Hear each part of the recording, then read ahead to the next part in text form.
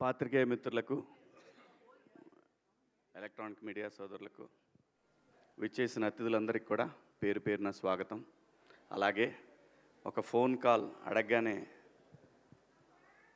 ఎన్నింటికి రావాలి అన్న ఒకే ఒక్క మాట, అంతా మించి ఏం లేదు. నా సోదరుడు Anil, thank you so much. ఈరోజు అనిల్ రావటం వల్ల ఈ సినిమాకి ఇంకా కొంతమందికి, ఇప్పటిదాకా ఎంతమందికి రీచ్ అయిందో ఇంకా కొంతమందికి గట్టిగా రీచ్ అవుతుంది. అది అందుకే కొంచెం గెస్ట్లు వస్తే సినిమా ఇంకా వెళ్తుందని ప్రొడ్యూసర్ ఆశపడతాడు. కంటెంట్తో పాటు ఇది కూడా చాలా ఇంపార్టెంట్. ఇంకా నా విషయానికి వస్తే, నేను చిన్నప్పటి నుంచి నాకు ఆ డప్పు సౌండ్ వింటే ఒళ్ళు పొంగిద్ది, ఆగదు, అస్సలు ఆగదు. అమ్మతోడు నేను అన్నీ మర్చిపోతా, అసలు నేను ఆగలేను. చిన్నప్పుడు ఊర్లో మాకు సముద్రయ్య అని ఒక అతను ఊళ్ళో ఏది జరిగినా డప్పేయటానికి వచ్చేవాడు. తప్పెట అంటాం మేము, తప్పెట వేసుకొని వచ్చేవాడు, అన్నీ అనౌన్స్ చేసేవాడు. అతనితో పాటు వెనకాల పరిగెత్తుకుంటా డ్యాన్స్ వేసుకుంటూ వెళ్ళేవాళ్ళం. అది నరనరాల్లో జీర్ణించిపోయింది. సో అందుకే ఎవరిని ఇబ్బంది పడి ఉంటే సారీ. మా సినిమా కూడా దండోరా కాబట్టి ఏం పర్వాలేదు, ఈ సినిమా కోసం ఆ మాత్రం చేయొచ్చు. దండోరా ఈ సినిమా తర్వాత ఈ సినిమా ప్రొడ్యూసరు నా దృష్టిలో ఇంకా యూత్ బాయ్ నైట్ లైఫ్లన్నీ వదిలేస్తే చాలా చాలా చాలా చాలా టేస్ట్ ఉన్న, ఆ పేర్లు ఉన్నవాళ్ళే, ఆ బెనర్జీ అనే పేరు ఉన్నవాళ్ళు, వాళ్ళ వైబు, వాళ్ళ థింకింగు. నేను ఇండస్ట్రీలో తిలక్ గారు అనే ప్రొడ్యూసర్ ఉండేవారు, ఆయన పూర్తి పేరు కూడా బెనర్జీ గారు అని ఉండేది. ఆ బెనర్జీ అంటే కమ్యూనిస్టులకు ఎక్కువ పెట్టుకునేవాళ్ళు ఈ పేర్లు. కమ్యూనిస్టుల ఫ్యామిలీస్లో ఉన్న వాళ్ళల్లో ఎక్కువ ఈ బెనర్జీ అనే పేరు పెట్టుకునేవాళ్ళు. సో చాలా చాలా చాలా అంటే అండి, సినిమా డబ్బులుంటే తీయొచ్చు, డబ్బులు ఎవరిని ఇస్తే తీయొచ్చు, కానీ కథను సెలెక్ట్ చేసుకుంటాడు చూసారా, అది అందరితో సాధ్యమయ్యే పని కాదు. 100% డబ్బులు మనం అన్ని బిజినెస్ల్లో బ్రహ్మాండంగా తోపులం బ్రహ్మాండంగా చేశామని అనుకుంటారు, కానీ భగవంతుడికి ఒక్కొక్కడికి ఒక్కో టాలెంట్ ఇస్తాడు. డబ్బులు ఇవ్వకపోవచ్చు, డబ్బులు అవే వస్తాయి. సరస్వతి ఉంటే లక్ష్మి నడుచుకుంటూ వచ్చేస్తాయి. అంటే అలానే ఆయన దగ్గర డబ్బు లేదని కాదు నా ఉద్దేశం. కథని సెలెక్ట్ చేసుకోవటం దగ్గరే ఏ ప్రొడ్యూసర్ సక్సెస్ అయినా కానీ దానికి పునాది అదే.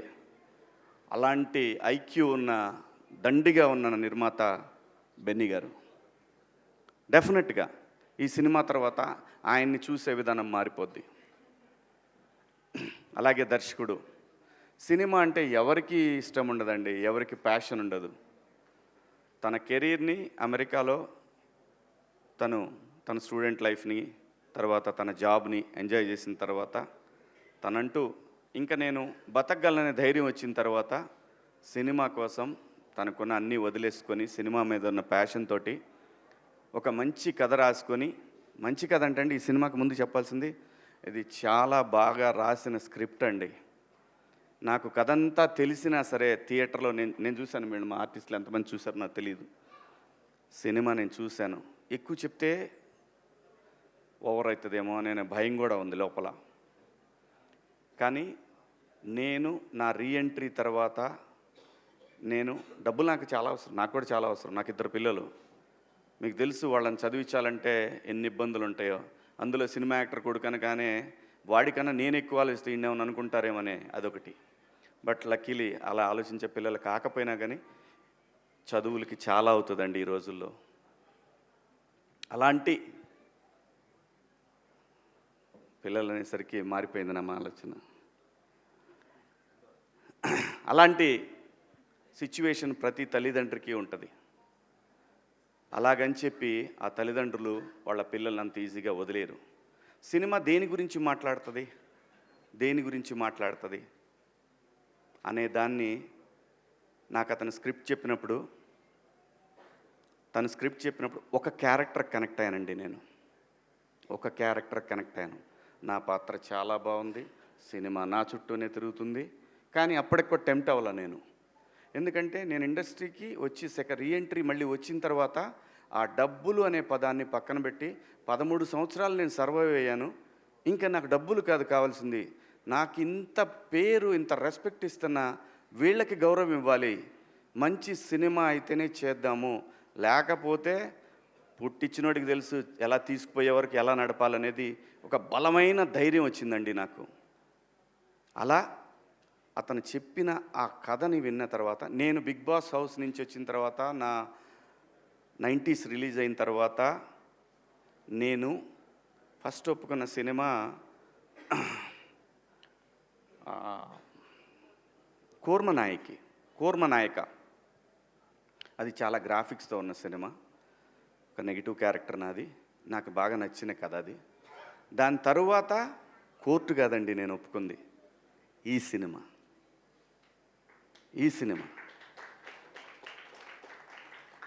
దీనికి పురిటి నొప్పులు ఉన్నాయి, లేవంటలేదు. ఆ కారణం చేతనే నాని గారు తొందరగా అయిపోయింది, కానీ బెన్నీ కదా కొంచెం కష్టం ఉంటుంది, ఉండాలి, ఉంటేనే రెస్పాన్సిబిలిటీ ఉంటుంది, లేకపోతే కష్టం. అలా ఈ సినిమా 90s చేసిన నవీన్ మేడారం అని ఆయన నిర్మాత, దానికి సిరీస్కి ఆయన ద్వారా వచ్చారు ఈయన నా దగ్గరికి. ఈయన వచ్చినప్పుడు ఫస్ట్ నాకు పిచ్ డెక్ పంపించమని చెప్పాను నవీన్ మేడం, అది పంపించారు. ఆ తర్వాత ఆయన కథ చెప్పారు, వచ్చి నాకు కథ చెప్పారు. అదంతా వింటున్నాను కానీ నేను ఎక్కడ టెంప్ట్ అవ్వలేదు. ఓకే బాగుంది, బాగా రాసుకున్నాడు. ఎప్పుడైతే ఒక పాత్రను ఇంట్రడ్యూస్ చేశాడండి, అక్కడి నుంచి సినిమా లెవెల్ కూడా ఎవరెస్ట్ శిఖరంలాగా వెళ్ళిపోద్ది అనమాట. ఆ ఎవరెస్ట్ శిఖరంకి వెళ్ళిన తర్వాత బయటకు వచ్చే హై ఉంటుంది చూసారా, ఆ హై మీరు ఇందాక చూసిన తమ్ముడు డ్యాన్స్ చాలా బాగా రాసుకున్నాడండి. నిజంగా నేను అమితంగా ప్రేమించేమీ మాట్లాడట్లేదు, సినిమా తీసేవరకే ప్రేమిస్తాను నేను. సినిమా తీసిన తర్వాత అది ఎడిటింగ్ రూమ్లోనైనా థియేటర్లో నిర్దాక్షిణ్యంగా దాన్ని నేను హేట్ చేసినంత ఎవరు హేట్ చేయరు. అబ్బా అంట మా వాడు ట్రైలర్ చేసిన, అబ్బాయి అక్కడక్కడ లూజ్ ఫ్రేమ్స్ ఉన్నాయో అన్న, పెద్ద కొంచెం టైట్ పెట్టొద్దు, తెలీదు మరి ఎవరో ఏమంటారో, బయటికి వెళ్తుంది ఫస్ట్ మన బిడ్డ బయటికి వెళ్తూ ఉంది ఫస్ట్ టైం అని చెప్పి ఆ భయం ఉంటుంది. ఆ భయంతో చాలా చెప్తాం. నేను మళ్ళీ సినిమాలు చేయటం మొదలుపెట్టిన తర్వాత నాకు అందరు కొత్త డైరెక్టర్లే వచ్చారు, అన్ని కంటెంట్ ఓరియంటెడ్ ఫిల్మ్సే. ఏ ఫిలిం కూడా డబ్బుల కోసం, డబ్బులు తీసుకుంటున్నాను, డబ్బులు తీసుకోవట్లేదు, మళ్ళీ అలాంటి మాటలు మాట్లాడకూడదు. డబ్బులు కావాలి కదండి అని అలా బతిలాడుకొని తీసుకుంటున్నాను, అది వేరే విషయం. కానీ ఆ కంటెంట్ విషయంలో మాత్రం నో కాంప్రమైజ్, నో. ఈ సినిమా ప్రతి ఒక్కళ్ళని చాలా, సినిమా రిలీజ్ అయిన తర్వాత రేపు లేదంటే ప్రీమియర్స్ పడ్డ తర్వాత జర్నలిస్ట్ సోదరులు ఉన్నారనే పెద్ద ధైర్యం అయితే నాకు ఒకటి ఉంది. ఎందుకంటే మీరు రీసెంట్ డేస్లో వాళ్ళు మీరు చూశారు, ఒక ప్రీ వెడ్డింగ్ షో కానీ ఆ తర్వాత వచ్చిన 2-3 సినిమాలు కానీ వాళ్ళు బ్రహ్మరథం పట్టిన విధానం, అది ఇండస్ట్రీకి శ్రీరామరక్ష, నిర్మాతలకి శ్రీరామరక్ష. అలాంటి ఒక ధైర్యం నాకుంది. ఈ కథని వాళ్ళు ఎలా చూస్తారనే దాంట్లో నేను సినిమా చూసా. సినిమా అద్భుతంగా వచ్చింది. ఇది మార్నింగ్ షో వరకే, ఈ వారం చిన్న సినిమాలు ఏం రిలీజ్ అవుతున్నాయి అని మాట్లాడుకునే వాళ్ళకి మాత్రం ఈ వారం చిన్న సినిమాల్లో ఇది ఒక చిన్న సినిమా. కానీ 25th సాయంత్రానికి ఇది చాలా పెద్ద సినిమా.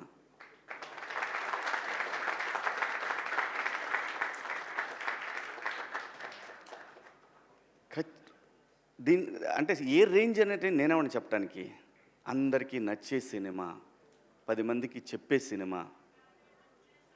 ఇందాక అనిలు నేను ఒక విషయంలో మాట్లాడుకున్నప్పుడు, ఈ సినిమా మనం మన తాతల నుంచి చూస్తున్నాము, మన నాన్నని చూసాము, మనము చూసాము, మన తర్వాత జనరేషన్స్ ట్విట్టర్లో కులం గురించి కొట్టుకునేది చూస్తున్నాము. ఎన్ని తరాలైనా మారని అంశాన్ని ఏదో ఒక తరం వదిలేస్తానే దాంతో ఈ తరం ఫైట్ చేయాల్సిందే తప్పదు. ఆ కులం గోడ చుట్టూ ఉన్న ఒక మ్యాజిక్ ఉంది ఈ సినిమాలో. ఆ మ్యాజిక్ని ఫస్ట్ డే కాపీ చూసేటప్పుడు నేను సినిమా అంటే ఈ సినిమా తర్వాత నా రెమ్యునరేషన్ ఎంత పెరిగి దాంతో కాదు, నా జడ్జిమెంట్, నేను మళ్ళీ సినిమాలకు వచ్చే కదా నా జడ్జిమెంట్ కరెక్ట్గా ఉందా లేదా అనేది తెలుసుకోవడానికి నేను చేసే ప్రయత్నంలో డైరెక్టర్ గారిని అడిగాను, మురళి గారు మీకు ఒక ఆత్మ ఉంటుంది, సోల్ మీద మీకు మాట చెప్పుంటుంది. ఫస్ట్ టైం నువ్వు సినిమా చూసుకున్నప్పుడు చెప్తుంది. ఏ డైరెక్టర్కైనా సరే, అది ఫెయిల్యూర్ అయినా హిట్ అయినా ఏ డైరెక్టర్కైనా ఒకటి అనిపిస్తుంది. మీరు నాకు చెప్పిన కథని ఒక 75% తీశారా? ఇది ఎందుకు అడిగానంటే యాక్చువల్ 50 తీస్తే చాలు ఈ సినిమాకి.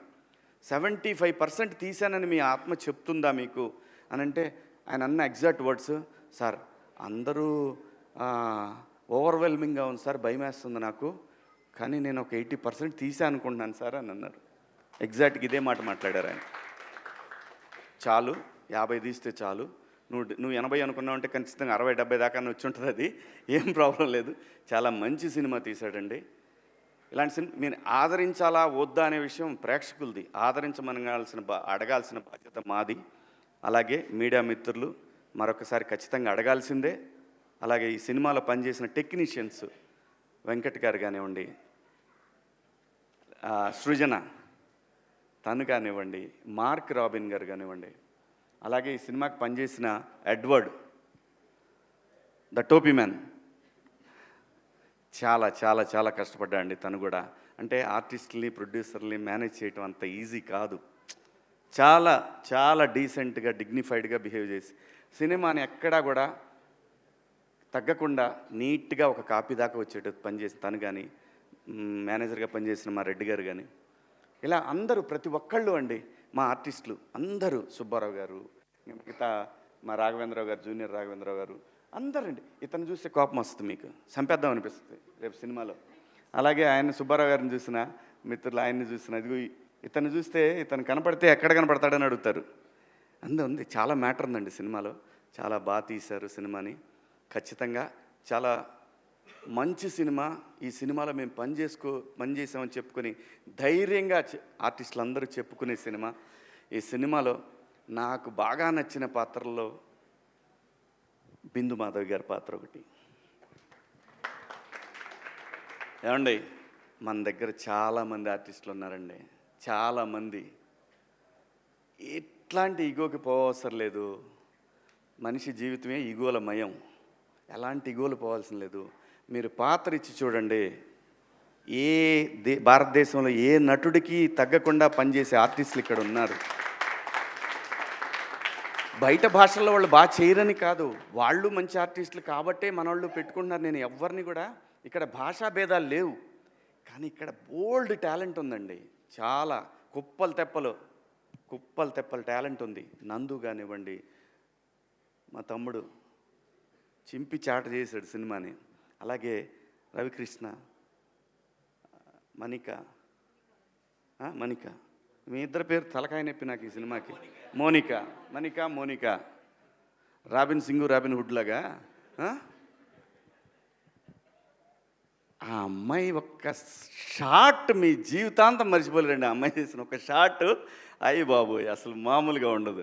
అలాగే చాలా ఉన్నాయండి, చాలా చెప్పుకోవాలి ఈ సినిమాలో. అందరూ బాగా చేశారు. నేను ఎలా చేశాను అనేది మీరు అందరూ రేపు సినిమా చూసి చెప్తారు. Thank you so much. మీ అందరికీ పేరు ఇంకెవరన్నా మర్చిపోయానా? ఎవరిని మర్చిపోలేదు. ఆ అమ్మాయి ఇంకా సింగర్గా మిగలదు, యాక్టరే, ఖచ్చితంగా యాక్టరే. ప్రతి ఒక్క ఈ సినిమాలో ఒక్క పాత్ర కూడా వేస్ట్ పాత్ర అనేది ఉండదు. అంటే గ్రూపులో ఏదో పెట్టారులే, ఫ్రెండ్స్ ఉండాలి కాబట్టి ఫ్రెండ్స్ పెట్టాను. సత్యన్ అని ఇంకో క్యారెక్టర్ ఉంటుంది, టీ మ్యాన్. ప్రతి ఒక్క పాత్ర. ఇప్పుడు ఎందుకులే అమ్మా ఇవన్నీ. అందరూ బాగా చేశారు. గట్టిగా దండోరా వినపడుతుంది. దేశమంతా, రాష్ట్రం అంతా, ప్రపంచం అంతా వినపడుతుంది. Thank you so much. ఈ సినిమాలో అవకాశం ఇచ్చిన బెన్నీ గారికి, అలాగే డైరెక్టర్ గారికి, ప్రతి ఒక్కళ్ళకి. అన్నిటికన్నా ముఖ్యంగా ఈరోజు ఈ స్టేజ్కి ఒక గ్లామర్ తీసుకొచ్చిన నా సోల్ తమ్ముడు అనిల్, థ్యాంక్ యూ. అబ్బాయి అని పిలుచుకుంటా నేను. మా పిల్లల్ని కూడా అబ్బాయి అని ఎరా అని పిలుచుకుంటా, కానీ అబ్బాయి అని పిలుచుకుంటా నేను. సో తను రావటం నిజంగా చాలా చాలా చాలా కళొచ్చింది స్టేజ్కి. Thank you so much Anil. Thank you. Love you. Kasarla Shyam గారు, అమ్మా ఇతను మళ్ళీ నేషనల్ అవార్డు కొడతాడు గ్యారెంటీ, ఏం డౌట్ లేదయ్యా. 200% దీనికి నేషనల్ అవార్డు రాకపోతే ప్రజలు తిట్టుకుంటారు, అది వాళ్ళకే వదిలేస్తున్నా. Thank you so much. Thank you అండి. Love you all. ఈ అమ్మాయి గురించి కూడా చెప్పాలిగా, మళ్ళీ లాస్ట్లో లేనిపోయింది. డబ్బులు ఇచ్చినా చెప్పాలి, తప్పదు, మాకు చెప్పినట్టే. చాలా బాగుందమ్మా, చాలా బాగా చేస్తున్నావు. ముఖ్యంగా నీ డ్రెస్ సెన్స్ చాలా బాగుంది. దయచేసి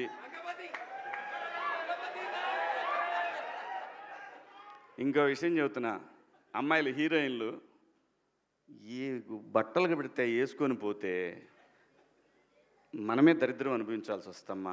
ఏమనుకోవద్దు, హీరోయిన్లు అందరూ మీరు అనుకున్నా నాకు పోయేది లేదు, లాగి పీకుతాం మనం, అది వేరే విషయం. కానీ మీ అందం చీరలోనో, మీ అందం నిండుగా కప్పుకునే బట్టల్లోనే ఉంటుంది తప్పితే సామాను కనపడే దాంట్లో ఏముండదమ్మా.